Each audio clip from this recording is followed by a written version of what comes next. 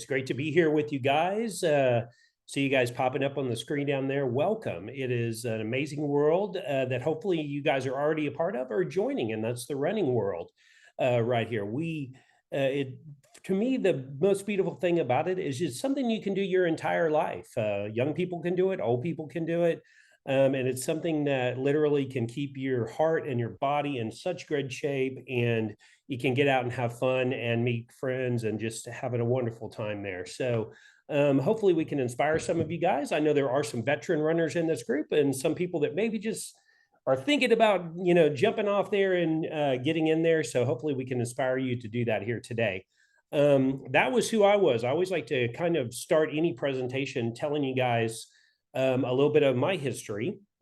About 8, 9 years ago, I was a big couch potato. I was a happy guy laying on the couch, Netflixing, eating some pizza and Rotel and all the great stuff all night, every night for dinner. And I was super unhealthy and felt super, super sluggish.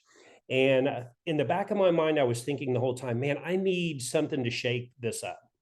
So, an old friend of mine from high school came to me and she goes, I'm going to join the Red Coyote Couch to 5K running program. And I said, no, I am not interested in doing that with you.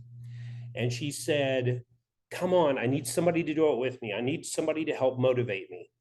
I said, no, no, no, no. She bugged me for about a month. Finally, I caved. I said, if you will stop asking me, I will join this with you and I'll do one 5K and we're going to do this together. And that's all I'm going to do. She's like, thank you for joining. So we started, she quit 2 weeks in and never ran another day in her life.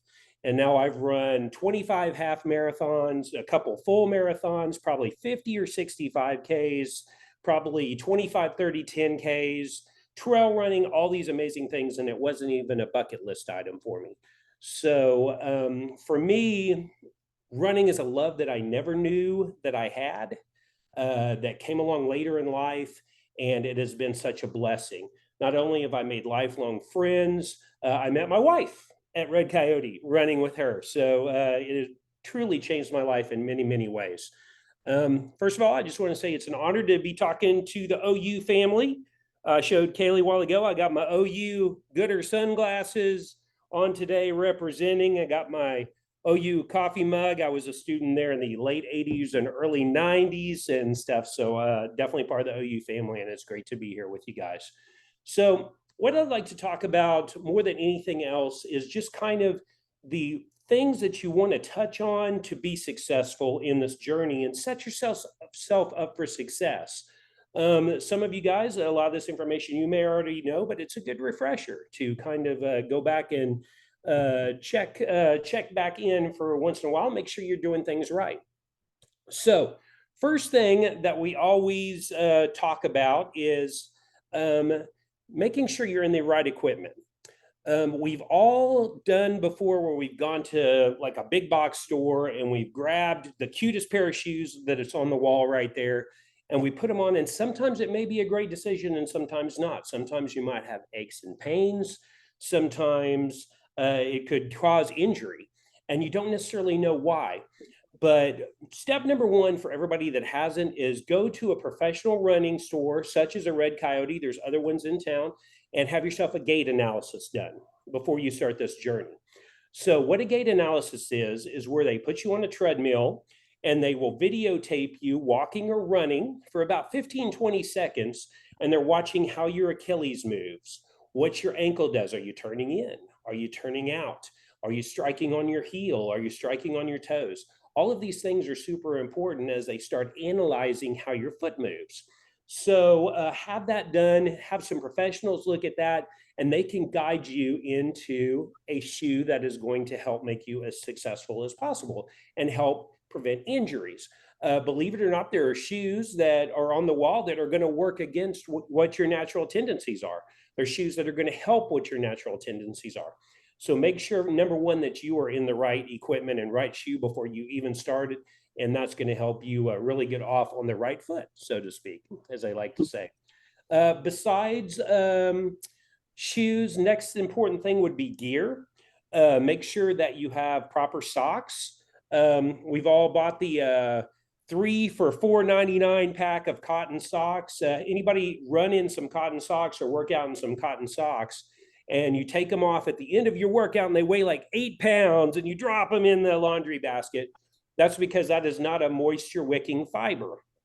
So if you're having blisters, if you're a heavy sweater, get yourself a wool type sock, a microfiber type sock, something that's going to wick moisture.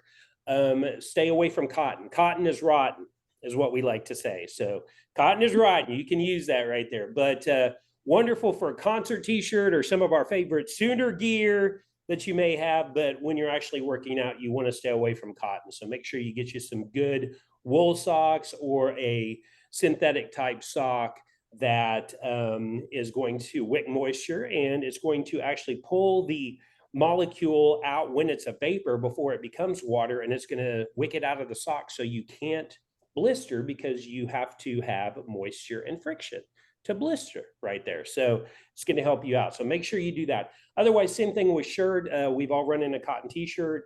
It's going to get super heavy. Get yourself something that's going to wick that moisture out, and it's going to keep you from chafing or any discomfort, and just going to keep you a lot cooler as well. So make sure you have the right gear first and foremost. After you get that gait analysis, get that gear, and then you're off on your journey here. So I've coached probably about 2,000 runners over the past 6-7 years that I've been doing this. And the number one thing that we preach to people, regardless if you're starting a 5K journey, a half marathon journey, a marathon journey, whatever, is to have a plan. So many people can get easily discouraged, especially if you're just starting out, because you go out and it's like, okay, I want to run a 5K. I'm just going to run as far and as fast as I can and see how far I can go and see where I'm at. Have a strategy or a plan to start easy. The first step is the hardest step, and you want to have tiny successes along the way.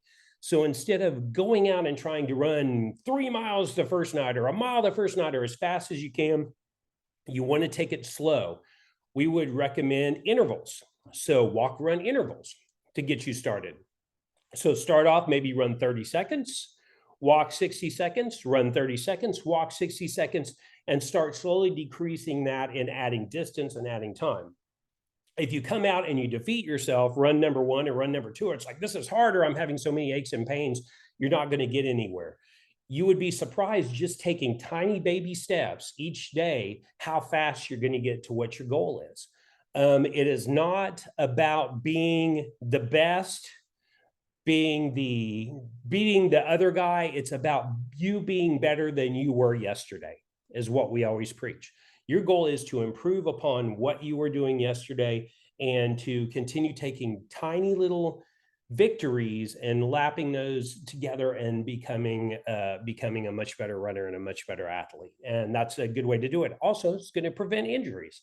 So another thing that's super important as well. So you've got a plan.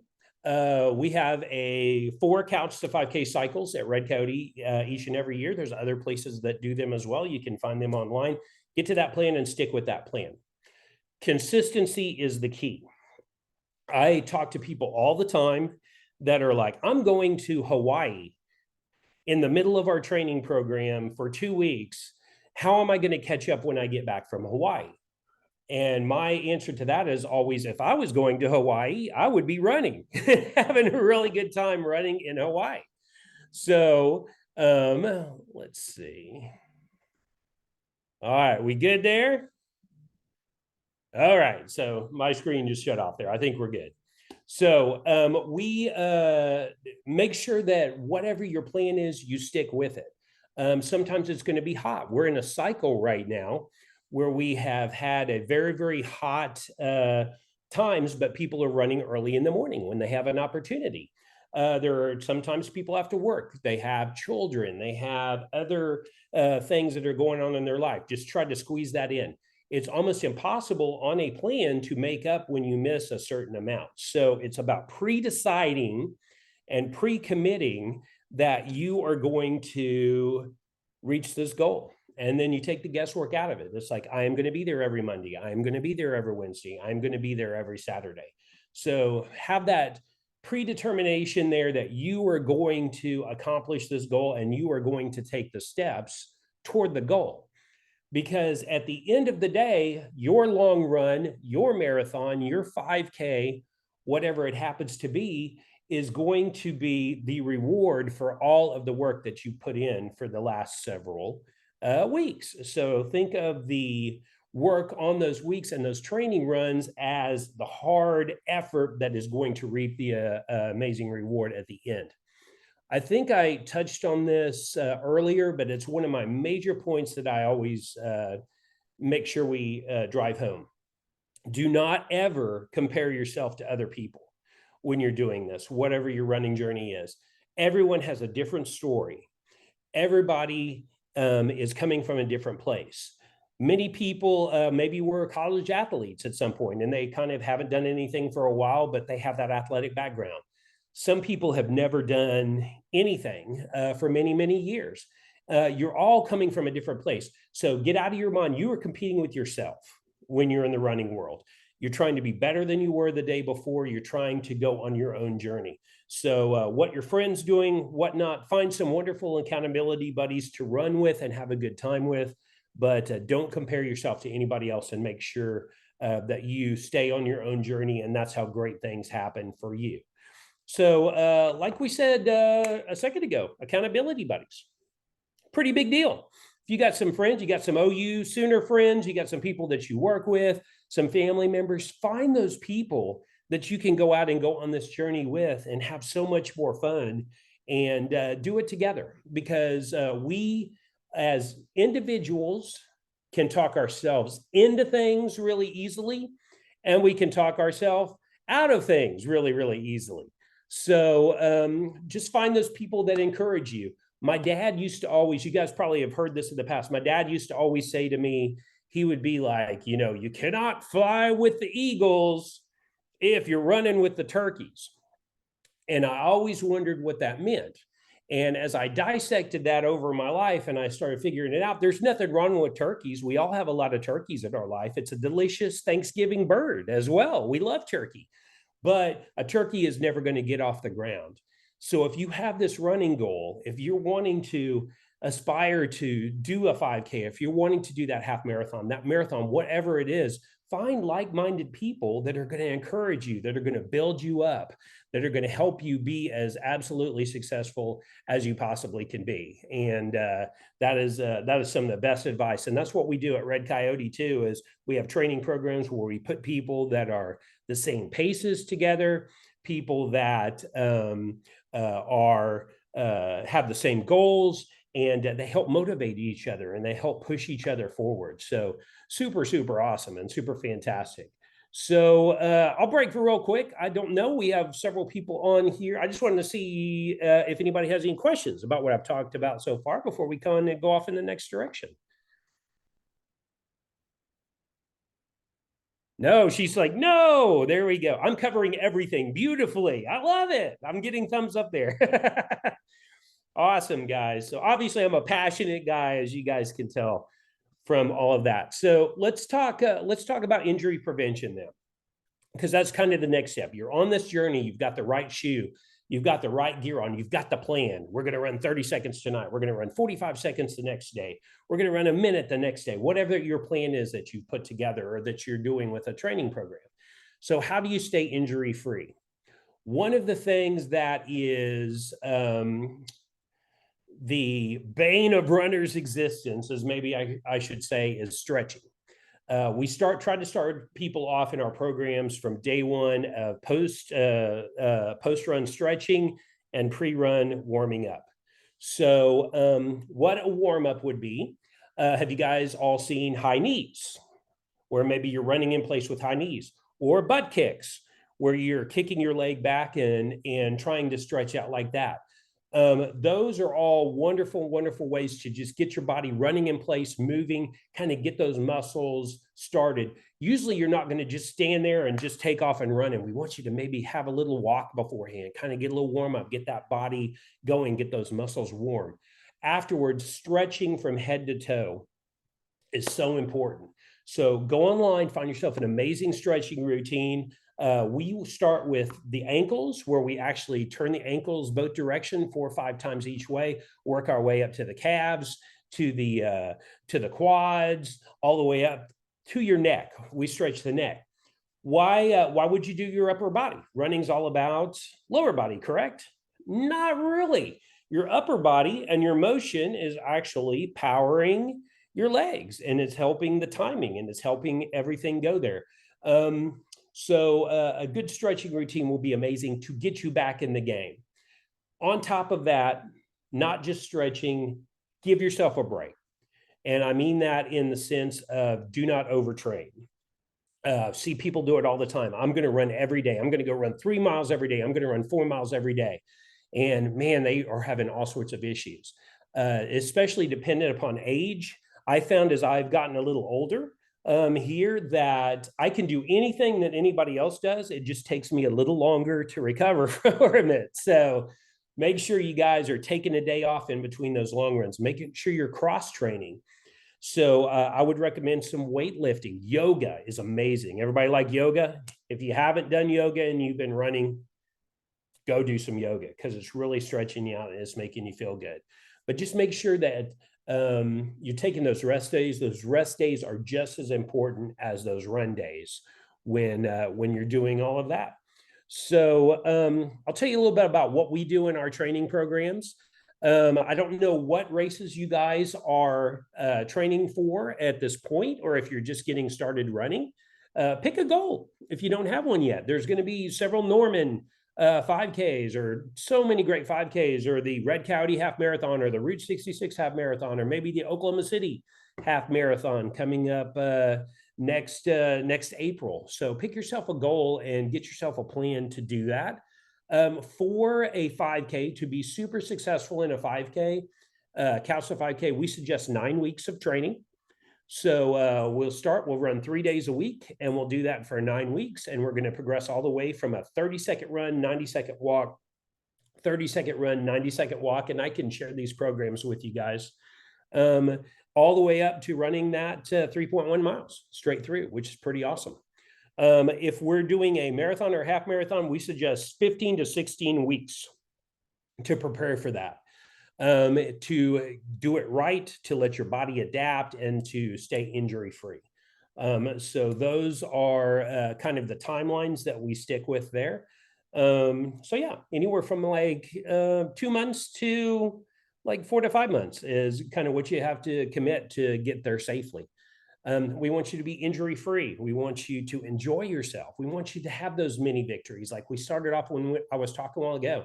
It's about having tiny victories along the way, not big defeats along the way. So if you feel like you're going out and you're breathing heavy and you're out of gas and you just can't do anymore, you're pushing it too hard. You need to dial it back, dial that back a little bit, come back out and get ready to have a new focus and move forward with that. So that goes into another thing that my dad always taught me, kind of talking about the turkeys and the eagles, like he talked about. He would always tell me to like get out of your own way. So that is the other mental point, which I'm going to talk quite a bit about right here. We are our own worst enemies. So our body does not like to be uncomfortable. We be running for a quarter mile, and all of a sudden, ooh, there's Starbucks right there. I'm going to peel off and I'm going to go get myself a latte right now. Or, oh, there's a park bench. Or, oh man, I got to do this. So you have to overcome the mental side of it to be a great runner.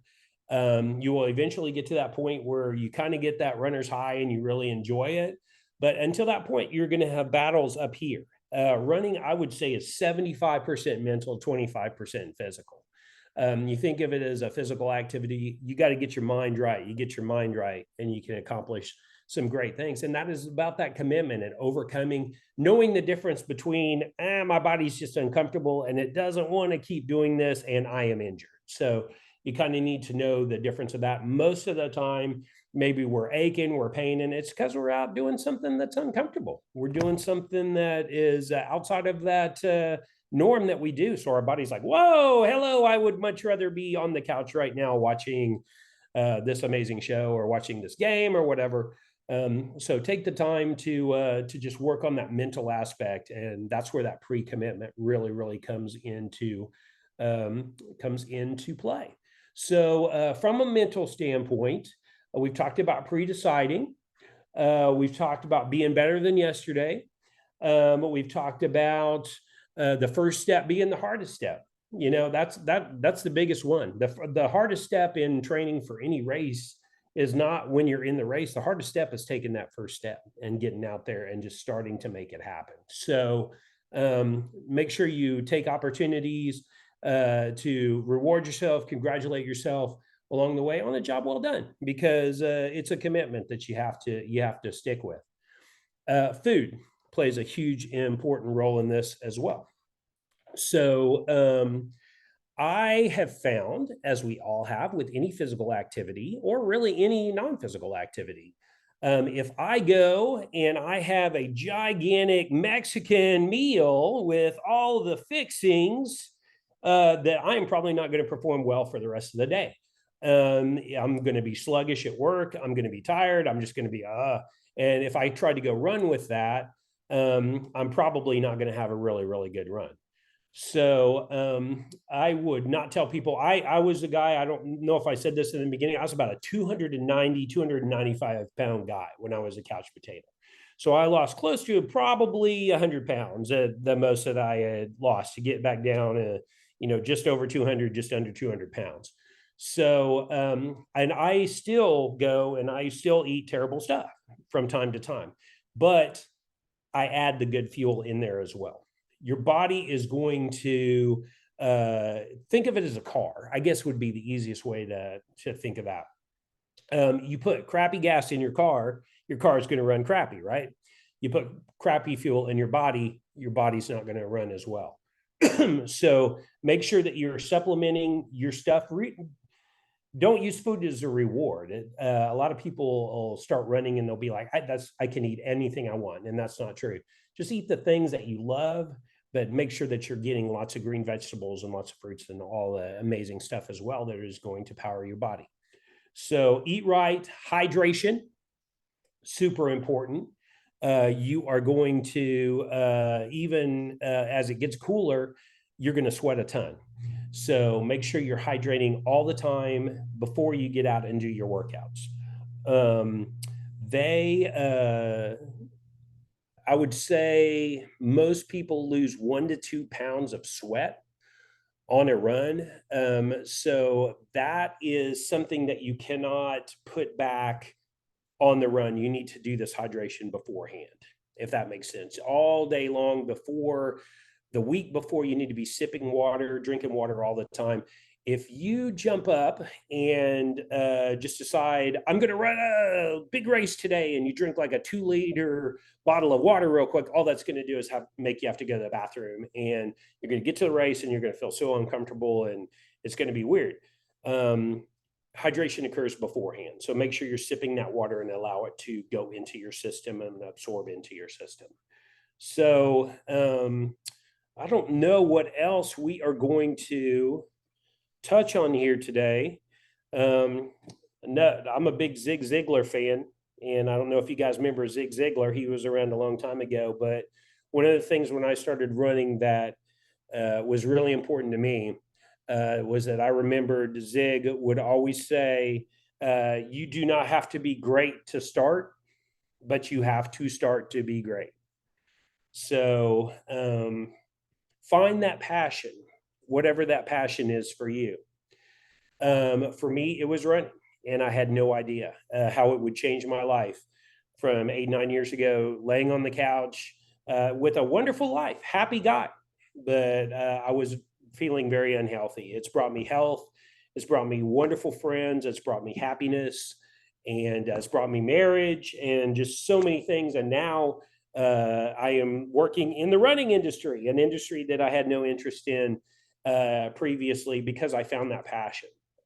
So whether your passion is running, whether your passion is biking or swimming or whatever it is, take that time to do something positive for yourself. We don't do that enough of that in this country and in this society now. We're so busy. We're going through the drive-through and we're zooming around to work, and especially with offices now, so we spend so much time on the computer and stuff. Set those things, get those watches that tell you to get up and move, get up and enjoy and do whatever it is that your passion is. And for some of you it may be running, and come join the running family and come run with us and be part of that. But whatever that is, take time for yourself to do something positive for yourself. And I think you will have not only the physical benefits from it, but the mental. For me, I never knew that running would be my time that I would decompress all day long.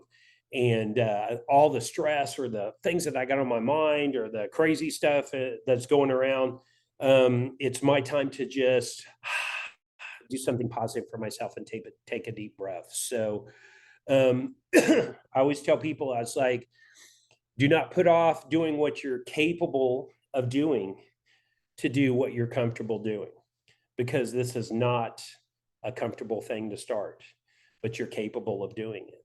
So whatever your goal is, whatever um, your distance, if you want to run that 5K, if you want to run that half marathon, if you want to run that full marathon, if you want to run 100 miles, it does not matter. Take that first step and believe in yourself, and amazing things can happen. Do not let others discourage you. Don't talk talk about running to your non-running friends. Any runners that are here in this group know what I'm talking about.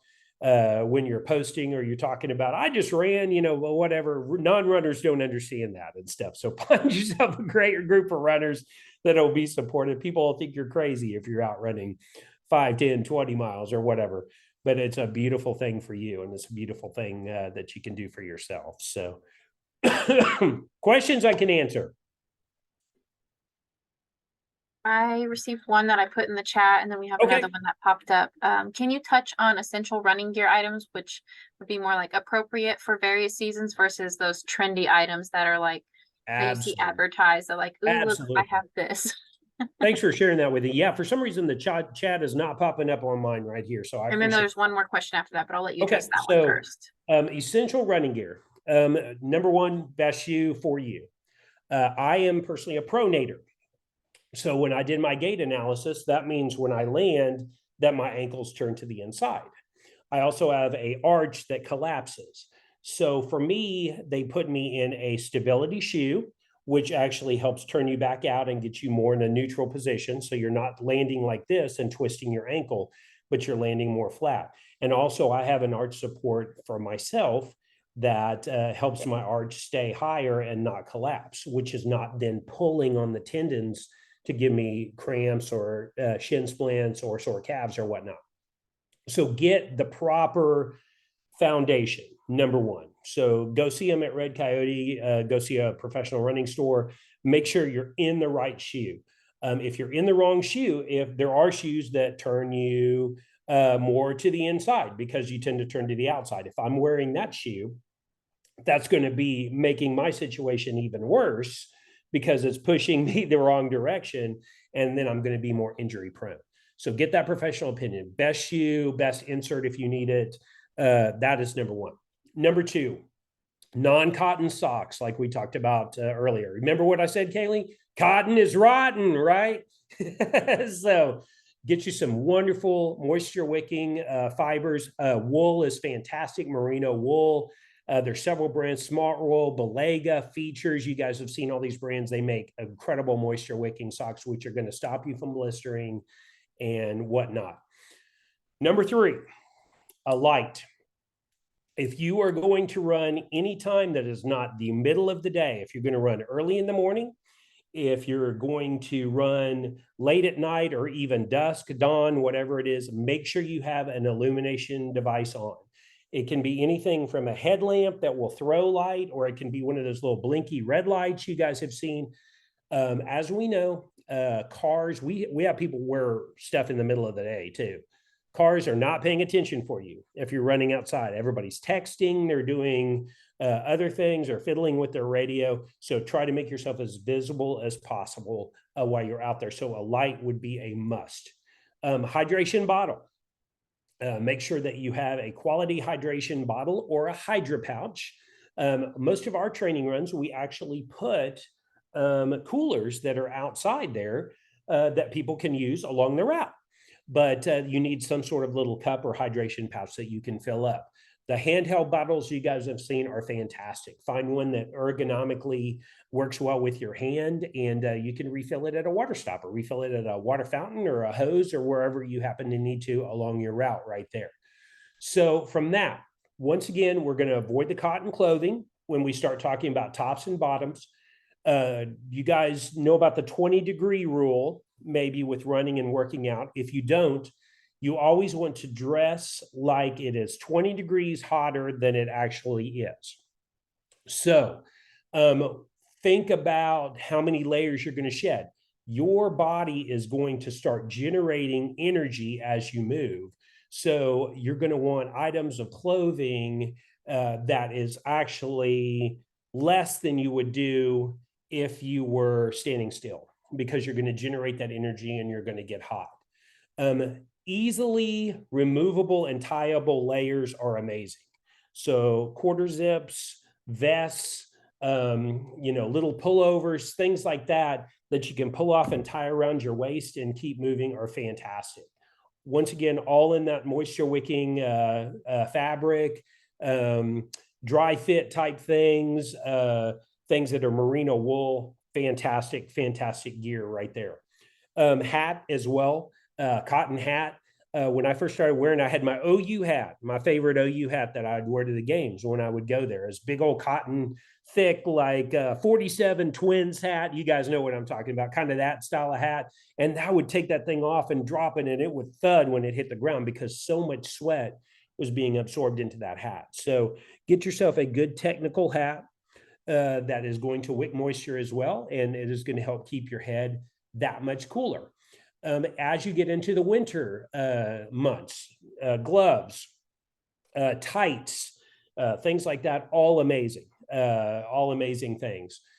Ladies, noisemakers, things that can make you feel safer. So, unfortunately, something that we got to talk about. Never run alone.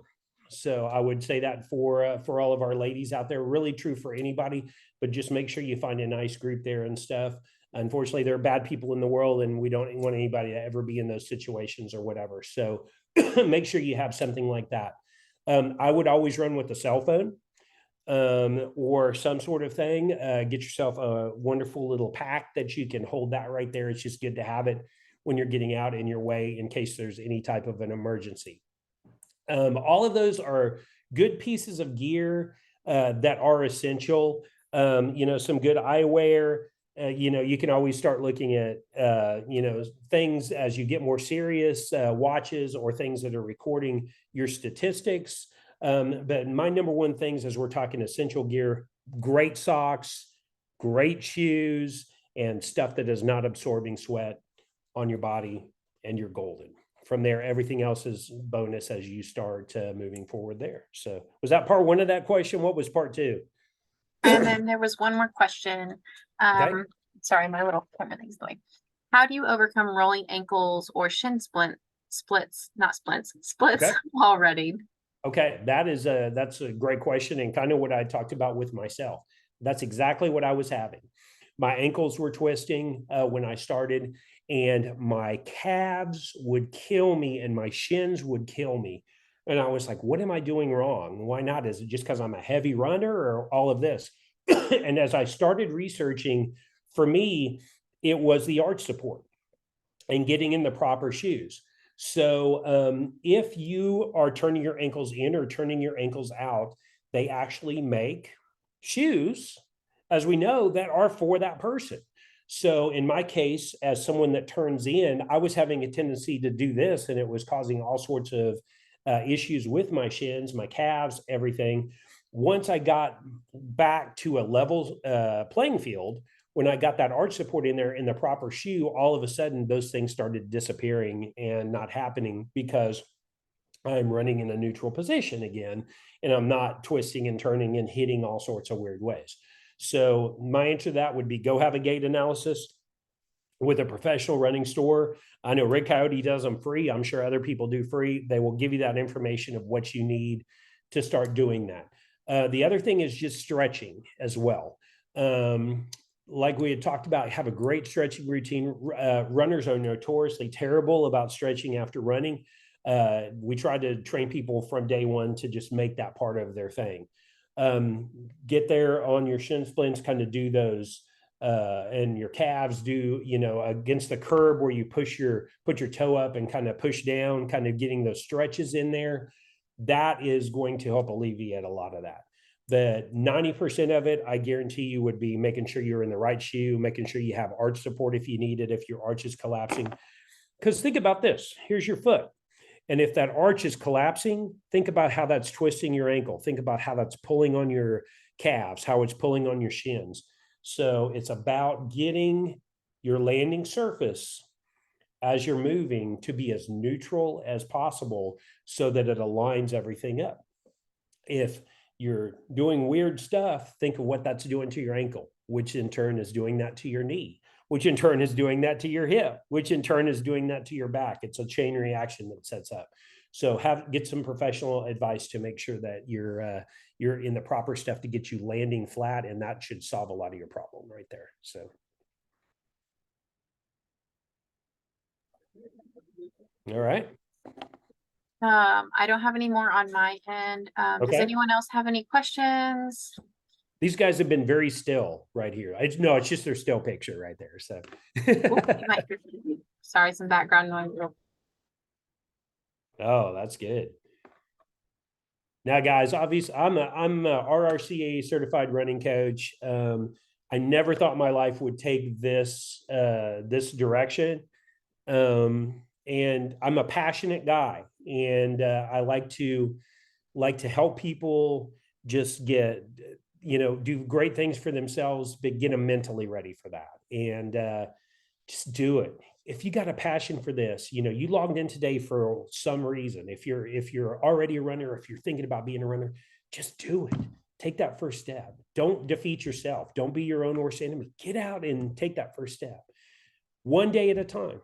It's about being better than yesterday. It's not about going out and qualifying for the Olympics or trying to race whoever. It is about being better than yesterday. That is all it is. You strive each day to be a little better than yesterday. You are on the path to greatness. How do you start running again if you used to run for like a long time and then you just stopped for there's no good reason other than you just quit running, and then trying to motivate yourself to restart has been I have been in that same boat, and I deal with people all the time that have done it, because you've been there and you know the work that it takes to get there and what you have to do to complete that race, or to complete that mileage run or whatever that you're doing. And now you may be stuck in that situation where it's like, I haven't done this in a while, man, I got to start from scratch again. This is going to stink, because I know how much work it takes to put in. And what I always tell people is that just remember that amazing feeling of what it feels like to accomplish. Like what mileages were you doing before? I was up to probably like I could do almost like I was up to a half K, because I could do 5Ks like I did.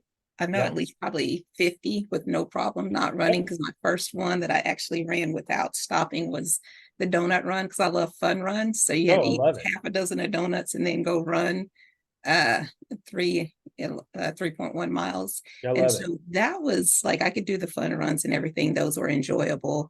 And my mileage that I was averaging was really good. I mean, it wasn't like amazing, like under, but it was like I could run with no problem with.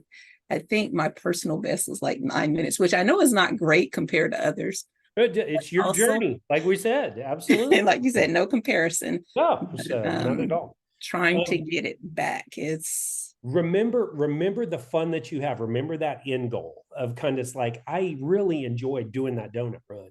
I really enjoyed the camaraderie with the people, and getting to just have fun and being out there in the energy, and have that as your end goal. And just don't try to do too much at first. That's one of the hardest things for people that have been runners in the past that aren't, you know, haven't been running for a while and they're coming back, is they immediately like have visions of, this is what I was doing Uh-huh. a couple of years ago, so I'm going to go out and do this. And then you kind of feel defeated because you're like, oh, I need to do that. So you just kind of got to just go back and start and have those mini victories. And I always tell people, I was like, life is best lived slightly outside of your comfort zone. So get out there wherever in your neighborhood, if you're just starting, and it's like, I am going to do one time around the block tonight, or I'm going to do 1 minute tonight, and then I'm going to take a walk break, and then I'm going to do another minute. Whatever you feel comfortable that you can do, push yourself just a tiny bit out of that comfort zone, and that's how you grow. If Yeah. we're always in our comfort zone, we're kind of stuck, right? So for in your situation, you know what it takes to get there. So get yourself those tiny victories. And the next thing you know, it's going to come back a lot faster than you think it will. It just will. But our bodies, like I said, they don't like being uncomfortable. You know, they're kind of like, man, I'd rather be doing something else. I don't want to be doing this now. So just strive to have those tiny victories, and it's about starting, putting that first foot out there. And it's like, I'm going to do 1 straight minute of running tonight. I'm going to do 90 seconds of running in a couple of days. I'm going to do 2 minutes of running in a couple of days. I'm going to do 3 minutes of running after that. Small little goals, and you'll start finding that rhythm again. You'll start finding, okay, it's coming back. My body's understanding this. But other things too, go back in and like have a new gait analysis. You know, go into a store and do that, because things change for people over time. You may have been this, you know, this may have been great for you a few years ago, but maybe things have changed, and, you know, or injuries or just life, you know, as we get older and things happen, it's like your body changes and stuff too. So always, you know, reaffirm that you're in the right stuff, but set yourself up for success. Just do it. I would say, you know, you have fun, you know, you want to do the donut run, right? That's true. But And get out then and do it. Absolutely. last thing is, like, I think what it was is so when I quit running, I put back on the 20 pounds that I lost, Yep. and the knees are not what they used to be. And as you get older, those knees are like, ma'am. Yep, absolutely. So that is something that I found when I was like a 295 pound guy. Man, I'm like, my knees are terrible.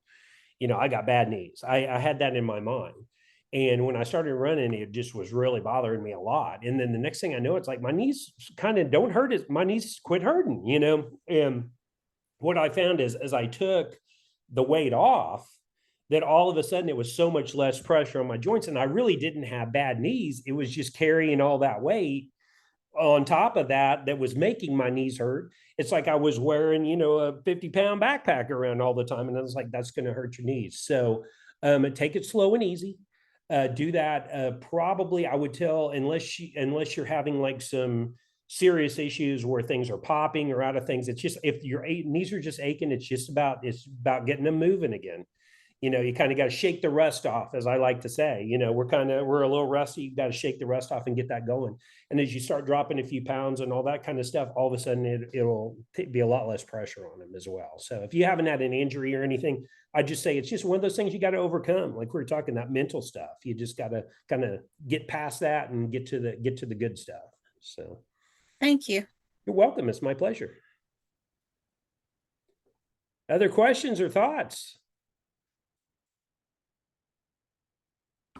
You guys are awesome.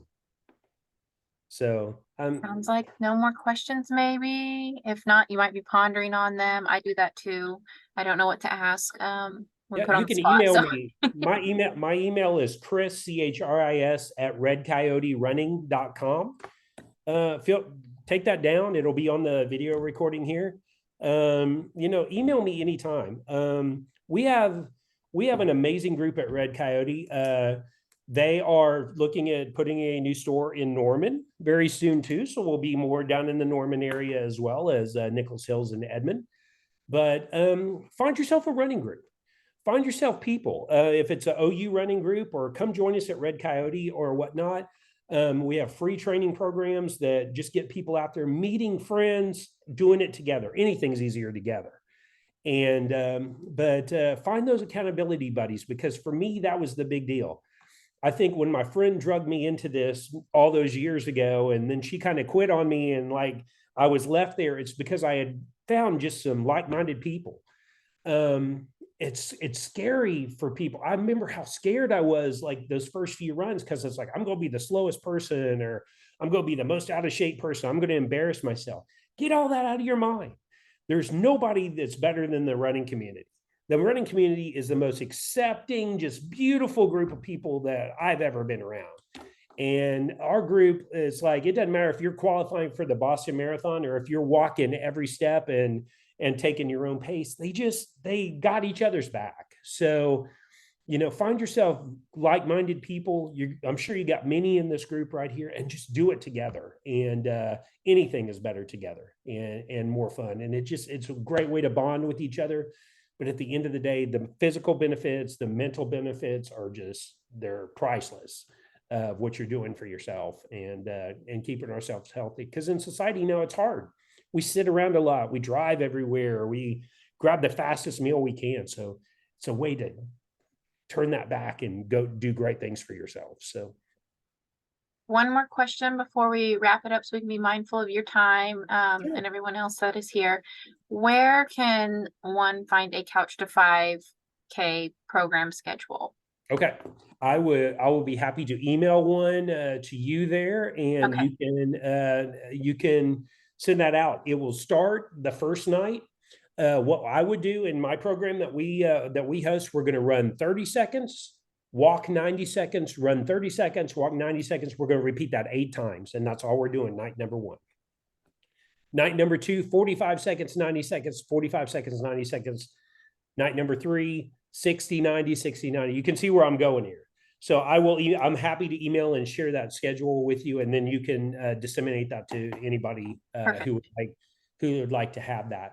If you're ever interested, like I said, go to redcoyoterunning.com, look at those things. You can do our programs in person or virtually. There's many people that do it virtually on their own. They just kind of follow along what the group's doing and do it on their own timetable. So, but yeah, just get out there and do it. As I always say, you keep doing what you're doing, you keep getting what you're getting, right? And if you're not getting anywhere, quit doing what you're doing. But if you keep doing great things, you keep getting great things. So, thought for the day, right? Yes. I love it, guys. So, well, it's been an honor. So, you guys email me or reach out anytime. Thank you guys for having me today. So, it's just fun. So